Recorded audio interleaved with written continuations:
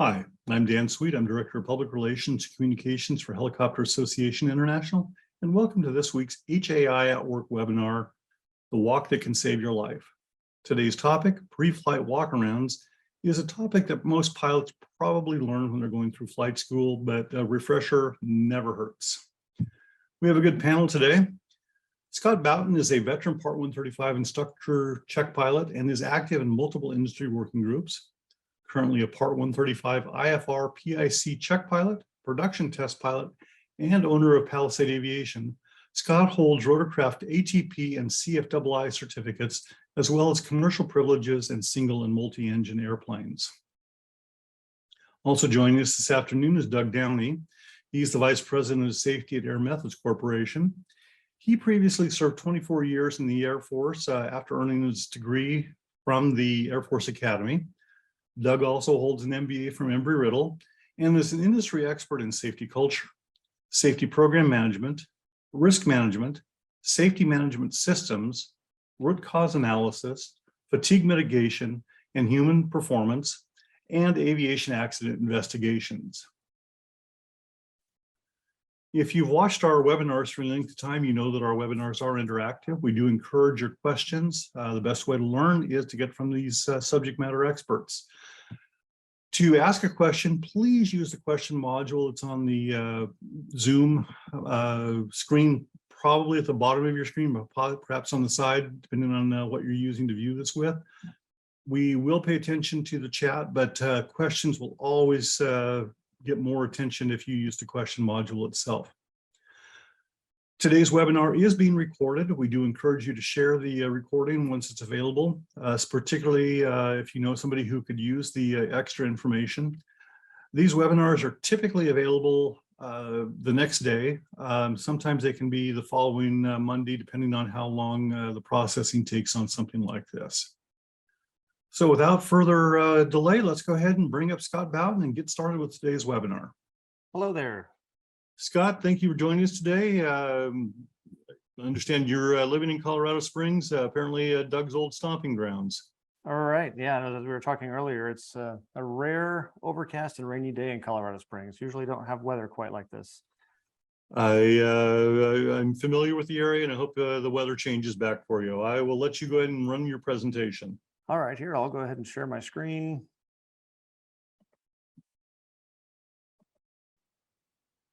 I'll just ask you there, Dan, to confirm you can actually see the intro slide there. Okay, I guess we can move on from here. So, hey, thanks for coming, everybody. My name is Scott Boughton. I'm with Palisade Aviation, and today's topic, as Dan mentioned, is how to conduct a thorough pre-flight, or the walk that'll save your life, a good walk around inspection. I think this is one of the probably most oversimplified but most important tests and checks we can do in our career as pilots. So we'll just move right along here. A little bit about me, not making it about me. I'm a Army trained helicopter pilot. I was a Black Hawk guy. Spent a couple of years in the Gulf of Mexico, flying offshore in the A-Star and AW-139. Moved into the helicopter air ambulance space probably 13, 14 years ago, and I've flown the S-76, CC-135, Bell 429 in medical service. And most recently picked up a really cool gig doing production test flights on firefighting Firehawk helicopters. One of our sister companies is building and testing and selling these massive firefighting machines to operators all over the world. So it's kind of an exciting thing. A little disclaimer here. This is not meant to be a completely all-inclusive discussion on everything associated with pre-flight inspections. So I think the lawyers would probably want me to say that and make sure that no one takes this presentation as the only information they need. Probably most importantly, a really good idea to talk to your mechanic, talk to a qualified instructor, read the rotorcraft flight manual, and make sure you're doing everything according to the manufacturer's recommendations. As Dan mentioned, I'd like to invite you to participate. If something I say strikes a nerve, make a note, send it in the question module, and we'll hopefully get a chance to address it later on. I don't know everything surprise. So if there's something we don't know between Doug and I, if we can't answer your question, we'll do our best to get back with you later and figure out how to get that information to you. Some of the approach I want to take to the topic today is kind of looking at a couple big areas here. You know, what is a pre-flight? What are we actually talking about? I want to spend a couple minutes talking about the proper use of checklists, how to do that properly. Talk about some common considerations for pre-flight, namely those things that may apply to multiple aircraft types, aircraft, rotorcraft, fixed wing, you know, you name it. There'll be a couple things that will apply to everybody. I want to spend a few minutes talking about some type specific considerations, you know, and even serial number specific considerations, because every helicopter, even the same make and model, is going to be a little different depending on the equipment installed. And then last but certainly not least, you know, how do we take all this information we've gleaned from doing a good pre-flight, get in touch with our maintenance personnel and make sure that people are that we're getting those concerns addressed. Of course, this is a little bit of a joke to start off here. Pre-flight is for pilots who don't know their emergency procedures. Believe it or not, I don't know how serious he was. I had one of my first instructors actually say that. This person basically said, well, you know, what are you looking so hard for? Do you really want to fly today or not? And the reality is, if I find something in my pre-flight, I probably want to know about it. I want to be able to determine whether it's something that's going to keep me from flying. So certainly sticking our head in the sand and relying too overconfidently on our knowledge of our emergency procedures is a bad idea. So we'll just put a big old red X through that. But seriously, what are we talking about here? This is a phrase that you're going to see in a lot of rotorcraft flight manuals. And I've said it once already, but I'll say it a few more times today. You really need to go back to the RFM, POH, FLM, whatever it's called, -10, whatever you call it in your particular helicopter. This phrase says, this pre-flight is not intended to be a detailed mechanical inspection. And then this is from an EC-135 flight manual, but essentially a visual check of the helicopter for correct condition. So they're telling us right off the bat, yeah, don't worry about it. It's not supposed to be detailed. I don't take that message that way though. I think this tells us we're not doing a pre-purchase inspection necessarily, but we need to be as detailed as we need to be to make sure there's nothing mechanically wrong with the aircraft. And as Doug will point out later, there's a lot more than just mechanically things that are wrong. Human factors, issues, you know, the environment, the people we're working with, you know, we can pre-flight ourselves for that matter. So a lot goes into this discussion. The term walk around gets kind of tossed around quite a bit. What I'm going to focus on here today when I mention walk around is that final walk around the aircraft right before you climb in the cockpit. Sometimes the walk around is actually what's referred to as the walk around is actually the pre-flight inspection in the flight manual. So you may see that as you dig into your RFM. Here's the walk around inspection. It'll give you 42 things to look at. Of course, you'll be walking around the aircraft while you're doing this. We're going to go ahead and define walk around further by saying we're going to do an additional one at the very end. We'll talk about that a little later. How long does it take to do a pre-flight? Well, it really depends on how much equipment's installed on the aircraft, what the mission is you're going to do. The more complex the aircraft, the longer that is going to take. And again, you know, the idea is we want to climb in that helicopter 100% confident there's nothing wrong with it, nothing wrong with us, and that we're ready to go do the flight. There are enough things that could come up throughout the flight to bite us, so we don't need to be we need to stack the deck in our favor. Checklists are kind of well, I'd say maybe 10 years ago, this topic was a little more contentious than it is now. I think most people have finally gotten with the program and agreed that checklists in the cockpit, checklists beforehand, pre-flight checklists are all the rage, and then something that's really going to help us from making mistakes. But like any good tool, we can use them improperly if we're not paying attention. First thing I want to point out is that the checklist does need to be based on the RFM, the POH, or the flight manual, whatever your particular aircraft calls it. You can add to it, but you really shouldn't subtract from it. We should look at all the things that the manufacturer says we should look at before we go fly. Well, some more detail about that here in a little bit. Don't forget the STC equipment. So you have an aircraft with a type certificate. You went and put a night vision goggle modification on this EC-135. And now you can see it says basically these checks are to be performed in addition to the checks required by the Section 4 of the flight manual. So we have a whole bunch of other things to worry about as well. Don't forget those STC'd items. A lot of operators, a lot of pilots will make custom checklists. This is a good idea, as long as we're not cutting corners and leaving important things out. Doug and I were in the group were chatting just before we came on. He mentioned the word flow. And if you come and watch me right before I fly, you will not see me climbing around the top of the Firehawk with a piece of paper in my hand, reading item number 42, checking item number 42. That's just not how it works. One, it's unsafe because you need an extra hand for the aircraft up there. You're 10 feet in the air at that point. But you also have a tendency to get lost in situations like that. So what we're going to do is a do verify checklist method, where we basically have a flow.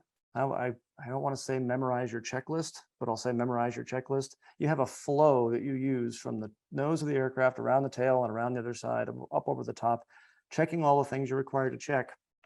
And at the end of that flow, you're going to verify that you got everything by referring to the checklist.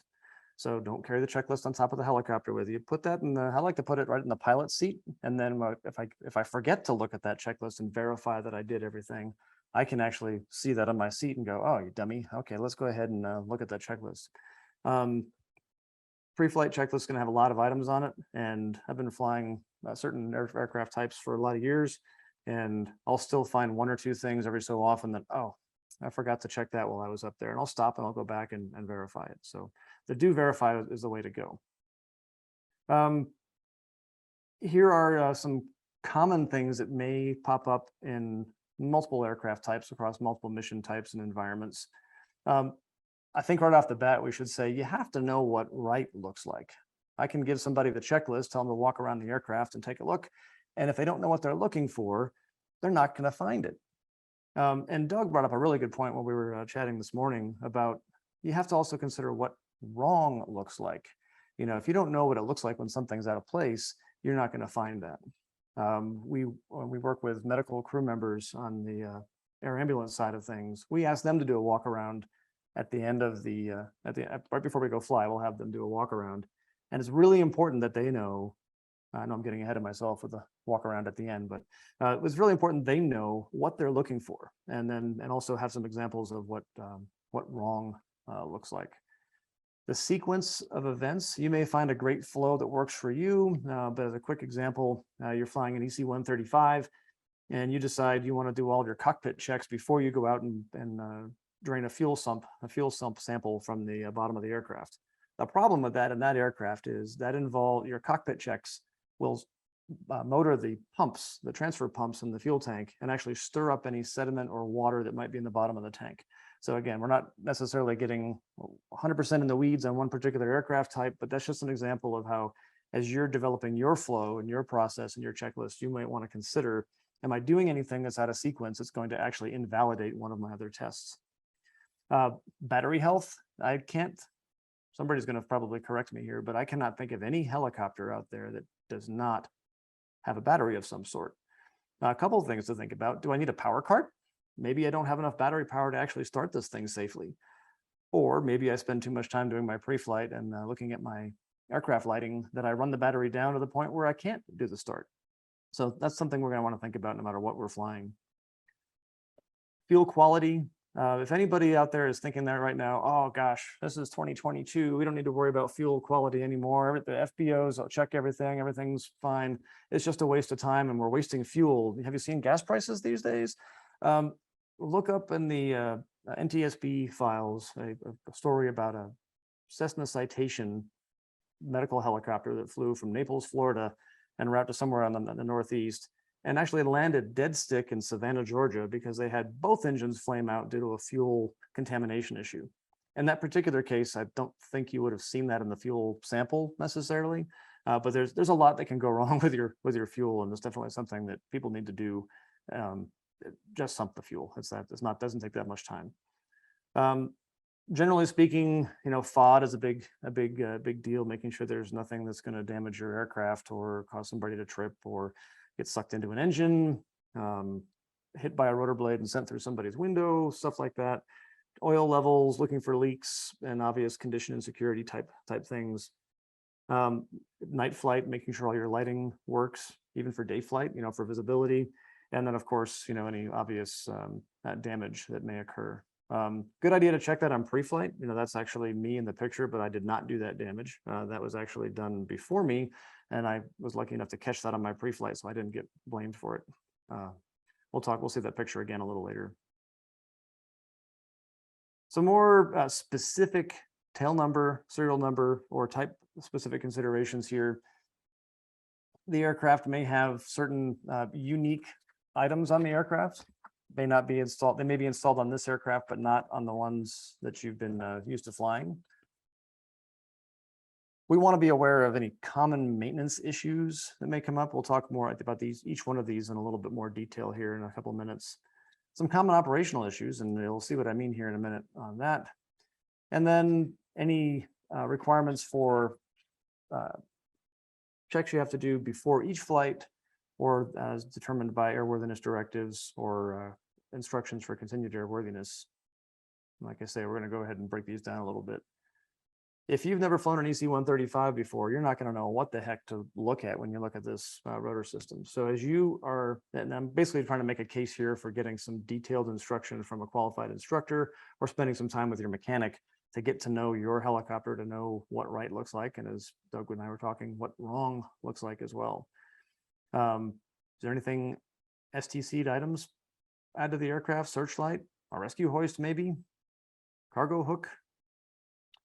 Here's in terms of like what right looks like, and then having to have some more information. If you wanted to pre-flight an EC-135 and you saw landing gear in step condition, great, good for you. You're going to go check the landing gear. It looks good. Question is that good? Well, if I'm not an EC-135 pilot, I don't know. I mean, it does look a little weird, like it's not supposed to be that way, and that is incorrect. I found that on a pre-flight as well. But that aircraft, and I won't say where it was or who was flying it, or who was operating it, but that aircraft had been operated multiple times in that exact condition because the people who had pre-flighted it before me didn't know what they were actually looking for, or just skipped over it somehow. Stuff happens, people miss things, but this is another example. You really have to know what wrong looks like in order to be able to catch it when you do your pre-flight inspection. And you wouldn't know if that was correct or not unless you talk to somebody who had that knowledge. If you don't know, ask. You might talk to your mechanic.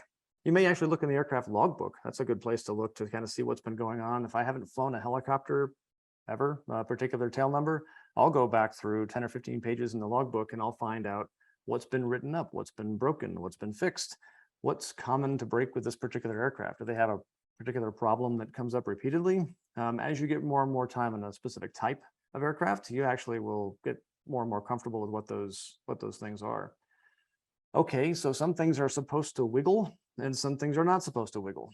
I keep bringing up the EC-135, but if you grab the landing gear, the step on the side of the landing gear on most EC-135s and you give it a good shake, it's not supposed to move. You walk next door to the EC-130 and that one usually is supposed to move depending on who actually did the completion on the aircraft, but you have to know the difference. You have to know which one is correct and which one isn't. Okay, so something moves. How much is it allowed to move? What direction is it allowed to move? Is it axial play or radial play that's tolerated? You need to spend some time, get to know your mechanic and find out exactly what's allowable, what those allowable tolerances are. Here's a fun one, oil levels. For those of you who don't have a whole lot of time in turbine-powered aircraft, there aren't very many aircraft out there where the proper time to check the oil level is before you start. It's usually on a shutdown. So you haven't seen this aircraft before. You walk up, the thing's been sitting for 2.5 days, and you're going to do your pre-flight and check the oil level. You may not get an accurate indication. That oil level, in the case of the EC-135, for example, will actually come up about a 1/4 inch or so once you actually, and depending on the type of engine even, whether it actually comes up by motoring the starter or whether you actually have to start the aircraft and shut it down. So as you're coming up with your flow and your particular personal process, you need to find out what the right way to check that. Something as simple as, but it's got a sight glass, just look at the oil level. That's not that simple. When in doubt, ask the question. Better to be on the ground wishing you were in the air than in the air wishing you were on the ground. I think I've heard that a few times over the years. Better to call the mechanic in and have him kind of look over his glasses at you and go, really? You called me in for that? Than just assume something's okay and have some bad things happen. Some operational issues.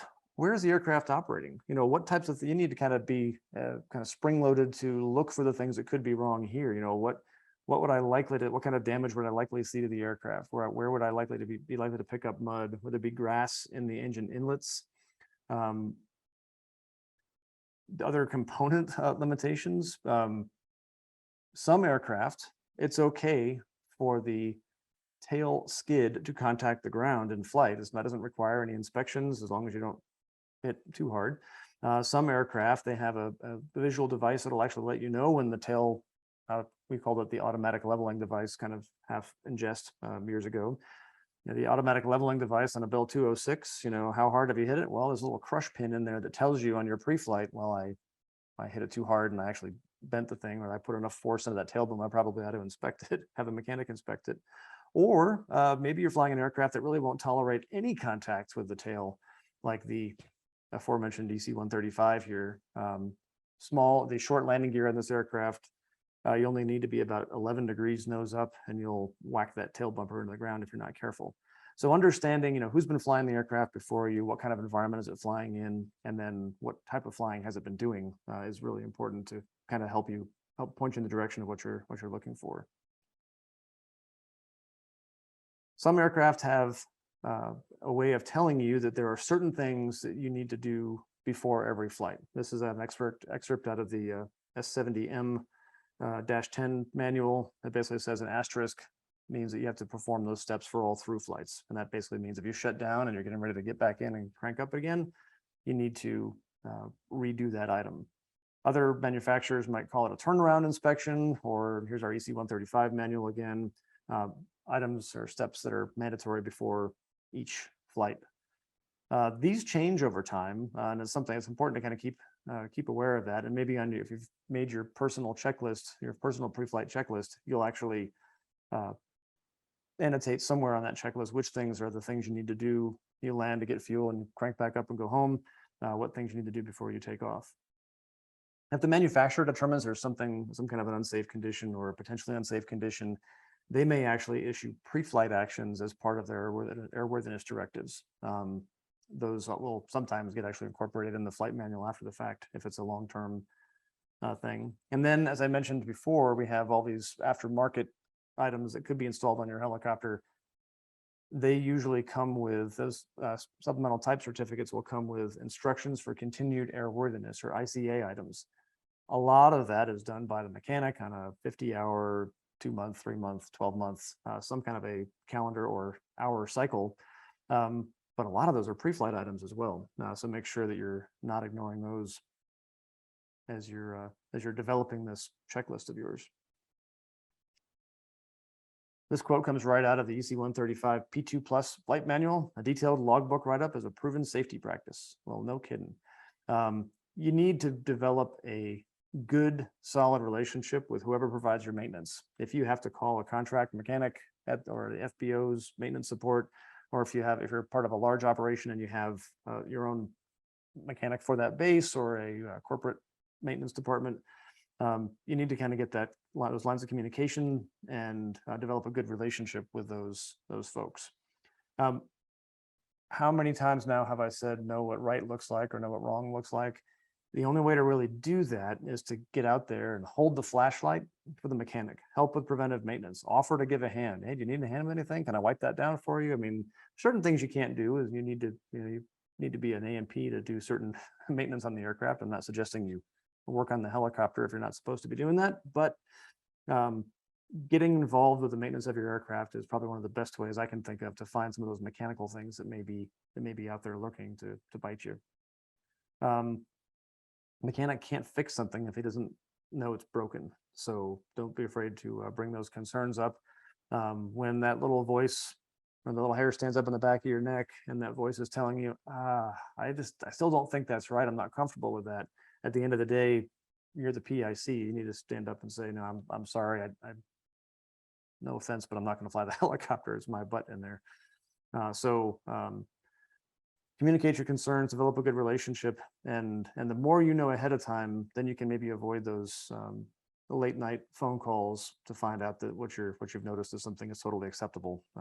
So do that homework ahead of time. So this final walk around, this is after we've done our pre-flight. We're not talking about this not detailed mechanical inspection, but visual checks. We're talking right before you get in the aircraft. You need to do a full 360 around the aircraft and check for anything you may have left. Cowlings open. We'll see a list here in just a second. This line right here, check your gear down on a short final every time. More for airplane drivers with their landing gear, but retractable landing gear. But there are a lot of helicopters that have retracts as well. And the one thing I learned, the first instructor I trained with flying any retractable landing gear aircraft was always check your gear down on a short final every time. And the reason was, well, don't check it in, you can check it in the downwind, you can check it in the base, you can check it on 2 mile final, you can find other times to double check that condition. But you may not have a base leg, you may not have a 2 mile final, you may not have a downwind, but you're going to have a short final every time you land. So right before you start start to bleed off that airspeed, you check the landing gear. In the same way, we're going to walk around the helicopter before we get in the aircraft every time. I was on a flight not too long ago. It was just a ground run. And it's probably the first time in 22 years that I had not done a full walk around. I got in the aircraft, I put the battery on, I was getting ready to make some more noise with the helicopter. And I said, I feel weird. I had to get out, walk around the aircraft and get back in and continue on. And the maintenance personnel looked at me kind of funny. I said, I'm sorry, it's just something I do.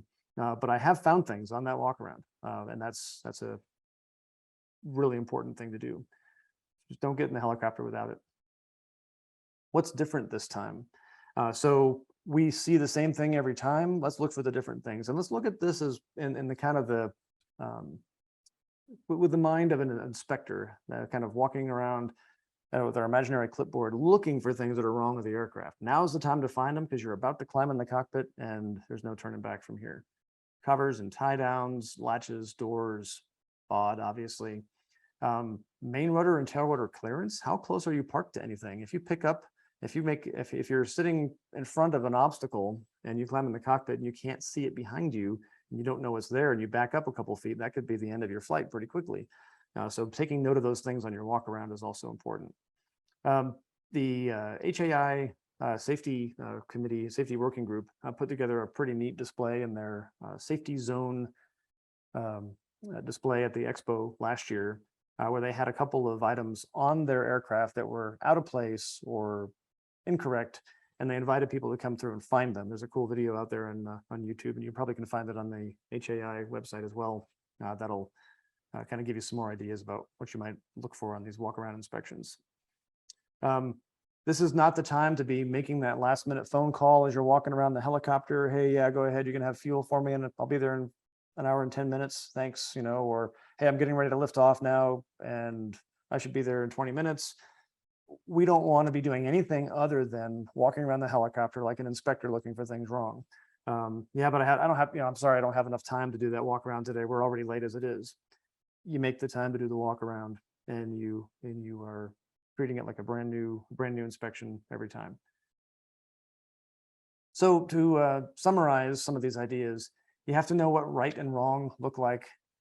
Develop and use a checklist properly. Don't forget those RFM supplements or instructions for continued airworthiness for those STC items.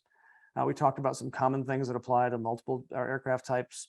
Pointed out a couple of things that may be specific to a particular type or even a particular serial number of the aircraft with optional equipment. Don't be afraid to consult with your mechanic or an qualified instructor.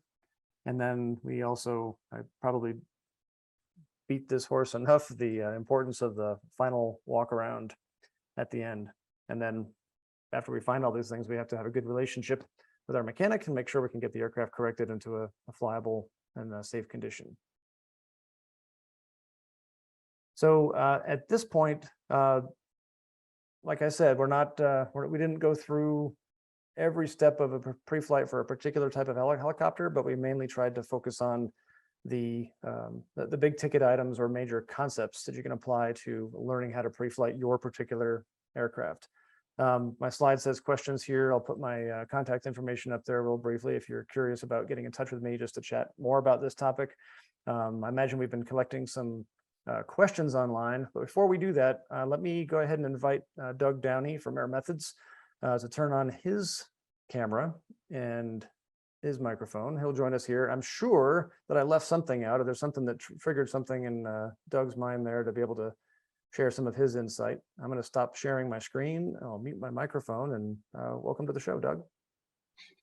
Thanks, Scott. Hi, everyone. Incredible information, Scott. And as you said, a very, very important topic. I've been involved with safety for almost 30 years and flying fixed wing, never rotor wing. So full transparency there, fixed wing, fighter aircraft in the Air Force. And I've always been intrigued on the safety side from how we take something like the walk around, which I was conditioned to consider a phase, almost a phase of flight, much like ground ops, taxi, takeoff, departure, en route, right? All of that, and to give it equal vigilance and like discipline, right? It's procedural based, it's checklist, it's procedural based, checklist driven. And we even have things to back us up on pins and removable items, right? 1 foot, 2 foot, 3 foot red streamers with all cap words that say remove before flight. Yet how many people on this call know of themselves or someone else who has left a gear pin in or a pin with that red streamer on it? And you go, how does that happen? How does it get missed? We had the checklist, we had the procedure, we had the training. And what I have found in my experiences, my studies, even investigations, is that we are probably, as the operator, as the crew members, the PIC, probably our worst hazard in this phase of the operation. And that's because of the human factor side. You kind of touched on it, Scott, and some of the research I've done in the past and worked with one of the major airlines on this was to realize what's involved behind when you're looking for what's right and you're looking for what's wrong. How would you miss that? And it's the mental approach. And I think first and foremost, going into the walk around has to be a mental approach of true diligence and discipline, and realize that we're extremely susceptible in that phase, as you said, to complacency, to distraction. A walk around is habitual, right? There's that flow. So go ahead and break that flow, break that habit when the fuel truck contractor comes over and says, hey, can you sign here and here's your credit card? You just broke your flow, and all you remember is, well, I was somewhere on the right side of the aircraft. This is extremely dangerous event, interruption, and we're extremely susceptible there to either forgetting where we were or becoming distracted as we move forward and go on. But right, expectation bias. You don't expect to see something wrong with the aircraft, and to your point, Dan, that's why you have to assume something's wrong. Take that mental approach, and you can overcome expectation bias. Plan continuation bias. I had planned to do a walk around without interruptions, and then I got interrupted. You know, when you use other crew members who, you know, in our case, their methods, right? Our pilot does a walk around and our clinicians do a walk around. And we're even working with them to focus on, look for something the pilot missed. Don't assume the pilot got everything that he or she had on their walk around checklist. Now, our additional crew members, our clinicians, look at a lot of the same things, but what we're looking at is, if the pilot goes clockwise, I propose that our clinicians go counterclockwise. It's about perception. It may be lighting. It may be looking at the aircraft from a different angle. And again, we tell our clinicians, assume the pilot missed something, whether it's a panel, whether it's FOD, whether it's fluid underneath. I'll admit we have unplanned landings due to door lights, and they land and find out there's a strap hanging out that door. And you have to ask the question, how was that not seen during the walk around? And because you can imagine, I'm gonna put it out there and just say, they didn't expect to see that. They weren't looking for that. They were looking for open panels, FODs, and fluids.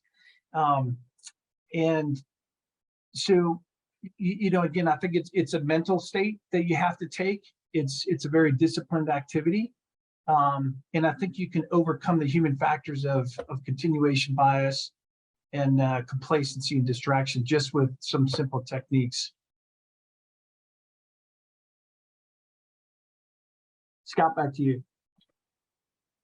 Excellent. Yeah, good point. As you were talking there, I remembered a thing just happened just the other day, where standing out on the ramp, looking at a helicopter, getting ready to go run the helicopter, and I heard an airplane start up. It's pretty common around that part of the ramp, start up, and they're doing their little checks before they roll out of the blocks. And I heard the throttle come up, and then a big pow. And I look over, and what it was the tie down chain going taut, and the aircraft fetching up short against the chain jerked the aircraft sideways. They didn't hit anything.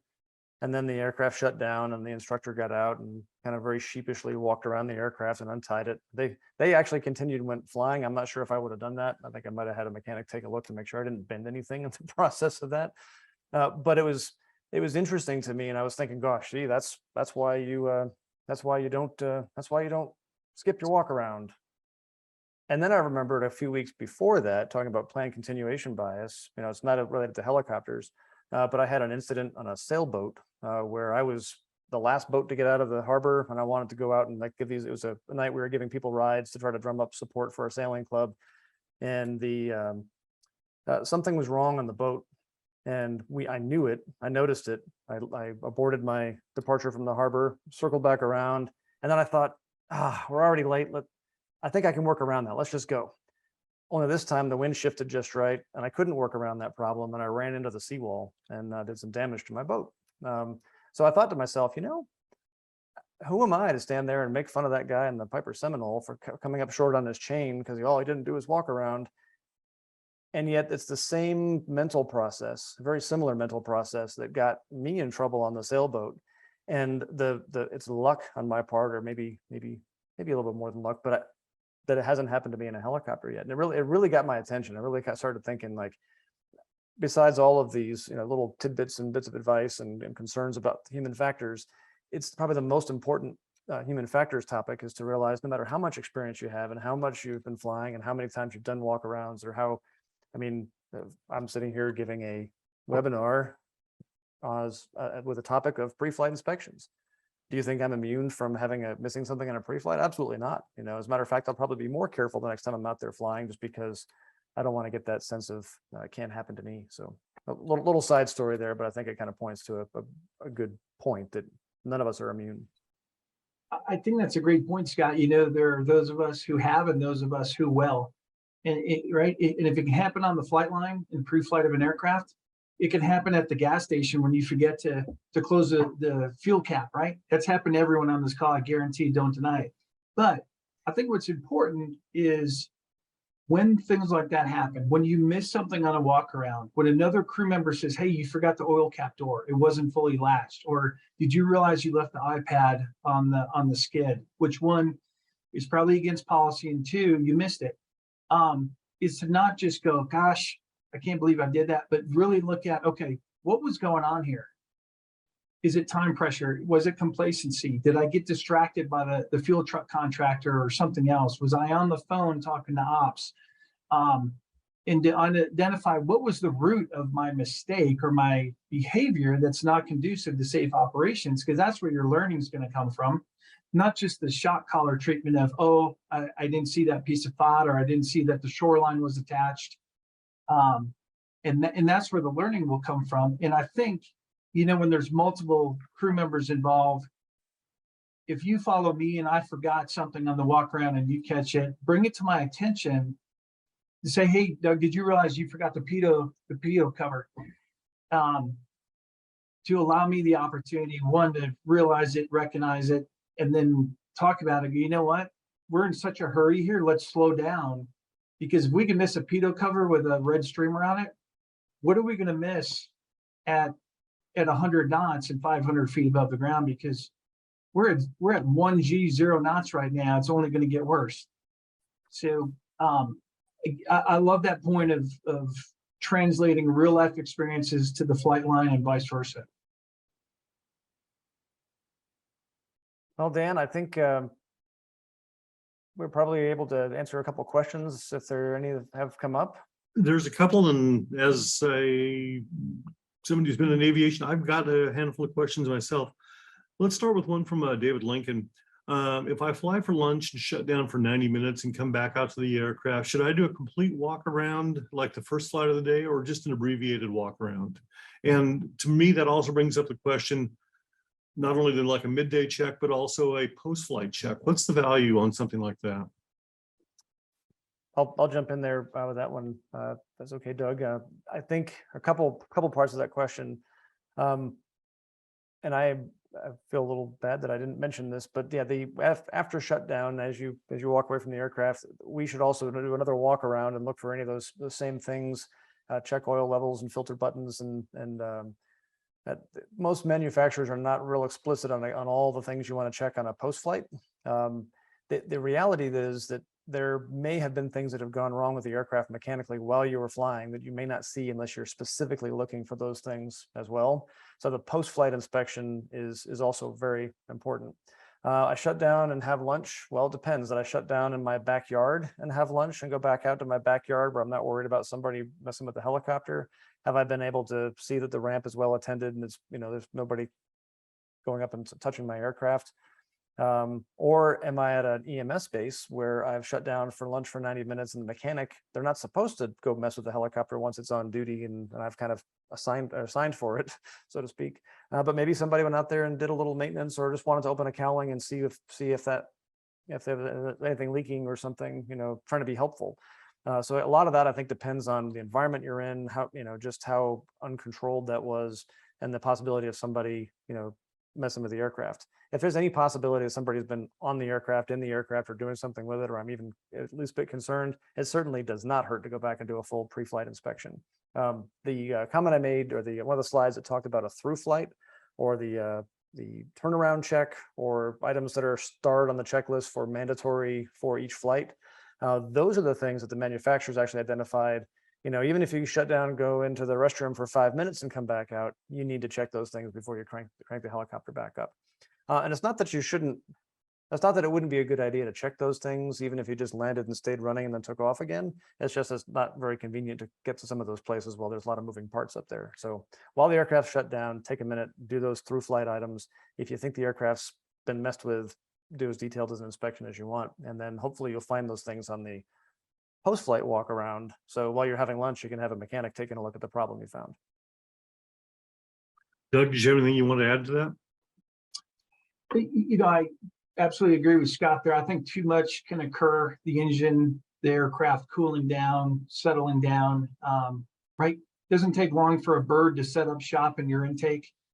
And there's a lot of variables that Scott just mentioned. So I think what's important here is that you, as the individual, the professional pilot, set your personal standard, at least to what the operation manual or policy says, but above and beyond that. So if I leave the aircraft, if I lose sight of the aircraft, I'm coming back and doing a walk around. If I leave the aircraft for more than X amount of minutes, I'm doing a full walk around. So, and then stick to that standard, your personal standard, and that will set your habits and keep you in line, so you don't get into those time pressure or complacency lures that are out there of, I just had a great lunch, I just want to get home and I don't need to do a walk around.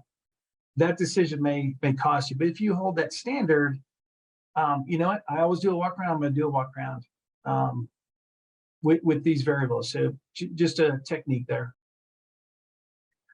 James is asking, or he has a statement, I would humbly add, don't always trust others. It's like saying, have you done it? And then always taking yes for an answer, particularly for larger aircraft. And I used to work for a larger operator, maybe like an S-92, a Sky Crane, a Chinook, something like that.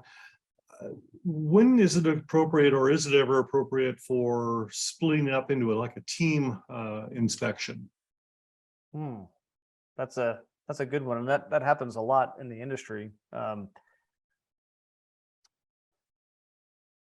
I think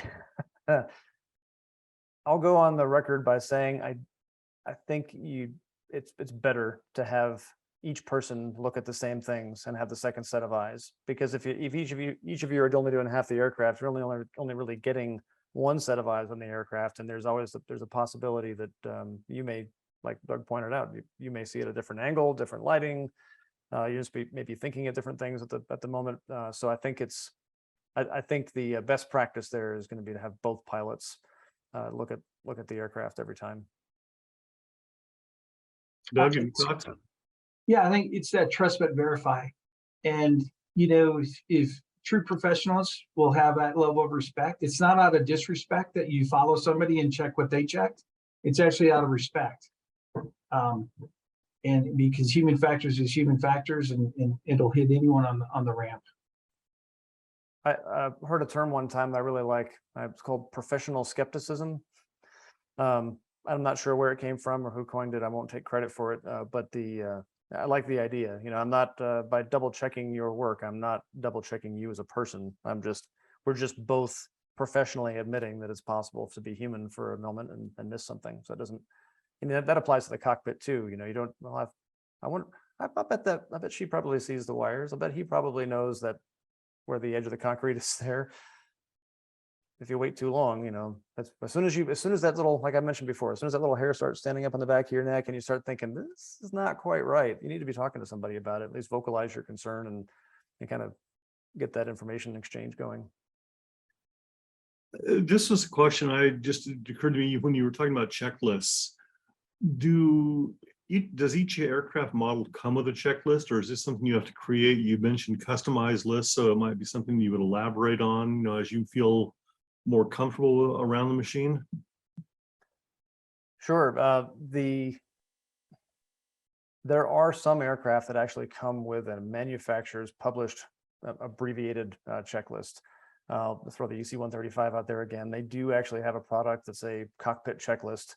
The content is the same as what's found in Chapter 4 of the flight manual. There are other aircraft. I don't think I'll take an R-44, for example. I have a little time in those, and if you want a simple one-page cockpit checklist, you have to make it yourself. I don't think Robinson actually produces that particular product for those aircraft. If I'm incorrect, I'll let somebody correct me there.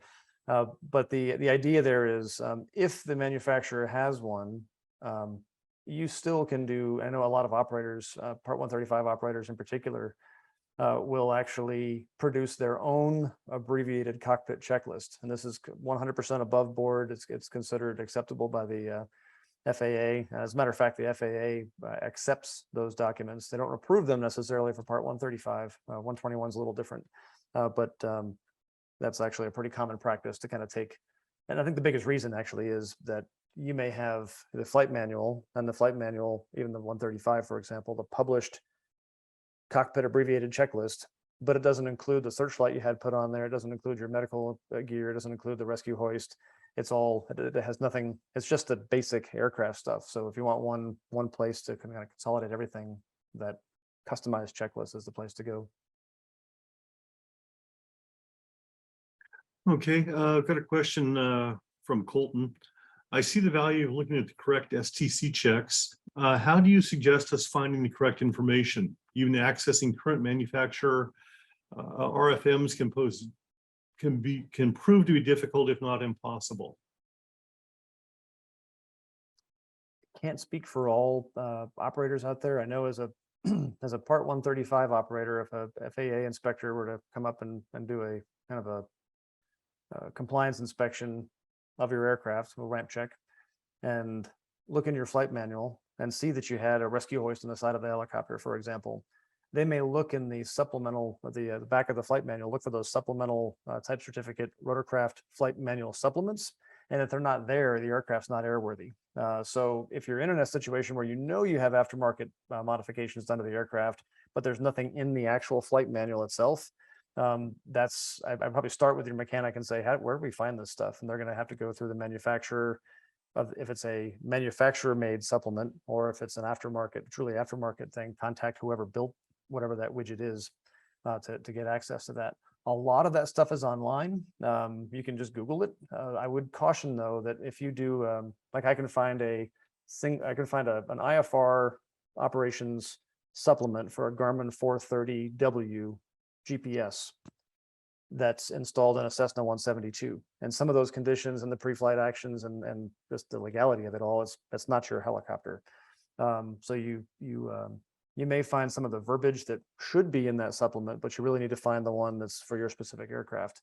And if you really want to split hairs about it, that supplement, the front page, should actually have your serial number aircraft and the date it was approved and the tail number of your helicopter as well. Those are catered to individual aircraft. Doug, you may have more insight on the legal side of that. What do you think? I don't, Scott, to be honest. My experience and familiarity with STCs is still pretty limited, especially on the rotor wing side.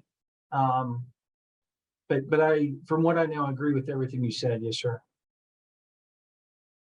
Okay, we've got a question from Danny that's stepping a little bit outside of what we're talking about today, but I think he's looking for the wisdom of two people who have a great deal of experience.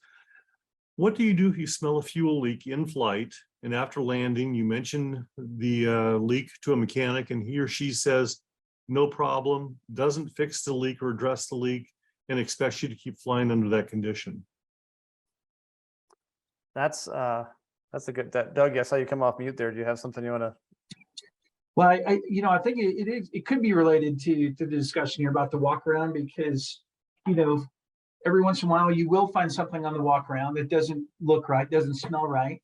And you have to confer with maintenance and have them explain to you how they either fixed what you identified or how what you identified is not an airworthiness or safety of flight issue. You shouldn't smell fuel while flying. So to me, that's a problem. The pilot's the pilot, the pilot's the pilot in command. And if you don't feel comfortable taking that aircraft, regardless of the reason, have that professional discussion with maintenance and professionally request and in some cases demand further maintenance inspections to identify. Again, you shouldn't smell fuel airborne at any time. And so I would push back on that one. And again, it's about that comfort zone. If you're not comfortable, don't fly, don't continue to fly, land as soon as practical, as soon as possible. And sometimes those are difficult discussions with maintenance. Maintenance is going to do everything they can to identify the problem. But I've been there in my previous life where maintenance came back and said, C and D, could not duplicate. And you go, wait a second. I saw the lights, I smelled the smell, I felt the vibration. And now you go back to that trust factor with maintenance and take a cautious approach or risk-based approach to operating that aircraft after that. It's really, I hope, I think Colton, you said his name was, I hope he didn't take my smiling as Doug was talking, or kind of trying to maybe dodge the question a little bit. The reason I'm smiling and kind of, a little uncomfortable with that question is because I've actually heard that same thing. I've had that same exact thing happen. Hey, I smell something funny. This doesn't seem right. Oh, this one just does that. So I want to be very careful. I'm like, well, this one doesn't do that anymore. I'll go fly something else. I want to be very careful not to throw any shade on our maintainers. These guys are professionals as well. And there are times, and I will admit there have been times where I've actually noticed something, pointed it out, been very upset about it, and found out in retrospect that the situation I was noticing was completely normal and the mechanic was actually right. And he was very frustrated with me for being so insistent about it. But at the end of the day, you think about it, if that's the worst that happens, I'm okay with that. For Colton's benefit, always try to go direct at the source first. This is just, I think, humanity 101. Hey man, I'm still concerned about that, and I'd like you to look a little deeper into it. I have some real concerns. If the person doesn't give you the kind of respect that you deserve as a human being and address your concern with seriousness and take you seriously, then at the risk of sounding flippant about it, maybe there's other places you need to go work or other aircraft that you need to rent or go fly. It's a tough situation to be in, and it's not always the situation you're going to go home from and say, I did the right thing and now everything's worked out well for me. You did the right thing, you went home, now you don't have a flight school to go to anymore, or you lost your job, or how am I going to pay the rent? That there are some serious ramifications to making the kind of waves that we're talking about by putting your foot down and saying, I'm going to refuse to fly that aircraft. On the other hand, you really have to ask yourself, is going along to get along really worth your life? If it's something you really feel strongly about, don't let somebody talk you into anything ever. I have a phrase. There's a couple operators that I've worked for that I won't work for again because of situations just like that. And I've told people, at my point in my career, I've come far enough. I don't have to fly broken helicopters in crappy weather anymore. The reality is nobody does. So when you have that situation, ask the questions, and if you don't get the answer you like, when you you have that little hair on the back of your neck and you're kind of like, this does not feel right, then it's not, and don't do it. So take that for what it's worth. I think we are running up on the top of the hour. We have addressed the questions that have come in. You've answered some of mine as well, and I appreciate that.